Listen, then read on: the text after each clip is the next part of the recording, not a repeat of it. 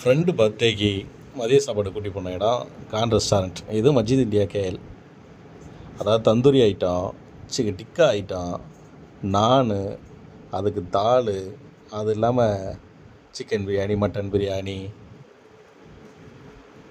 தந்தூரி பிரியாணி, புலாவு, அப்புறம் மந்தி பிரியாணி, கப்சா பிரியாணி அப்படின்னு டேஸ்ட்டில் மிரட்டி விட்ருவாங்க.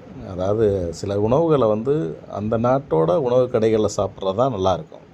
மலாய் உணவுகளை மலாய் கடைகள்லையும், தமிழ் உணவுகளை தமிழ் கடை இதுலேயும், சவுத் இந்தியா ஃபுட்டை அங்கே கடைகள்லையும் அங்கே சாப்பிட்றது மட்டும் தான் டேஸ்ட்டாக இருக்கும். அதே மாதிரி இந்த பாகிஸ்தானி ஹோட்டல்ஸில் பிரியாணி சாப்பிட்டாலும் சரி, புலாவ் சாப்பிட்டாலும் சரி, மந்தி பிரியாணி, அது கப்சா பிரியாணி, இதெல்லாம் அவங்க தான் மிரட்டி விட்ருவாங்க டேஸ்ட்டில். அப்படி அதே மாதிரி இந்த நானுக்கு தால் வச்சு சாப்பிட்றது, தால்லாம் அவங்க தான் கரெக்டாக செய்வாங்க. நம்மளுக்கு அந்த தால் வராது செஞ்சு பார்த்தாலும்.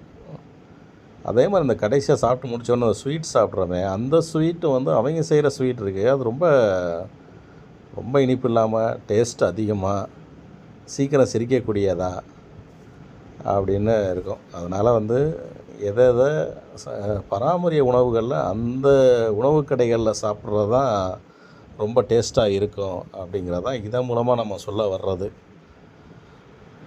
வேறு கடைகளில் வாங்கி சாப்பிட்றதுல டேஸ்ட் இருக்காது, அது அவங்களுக்கு சரியாகவும் செய்ய தெரியாது. ஏன்னா அது பாரம்பரிய உணவுகளாக இருக்கும். இதெல்லாம் அவங்களுடைய பாரம்பரிய உணவு, அதனால் அவங்க ஈஸியாக செஞ்சுருவாங்க.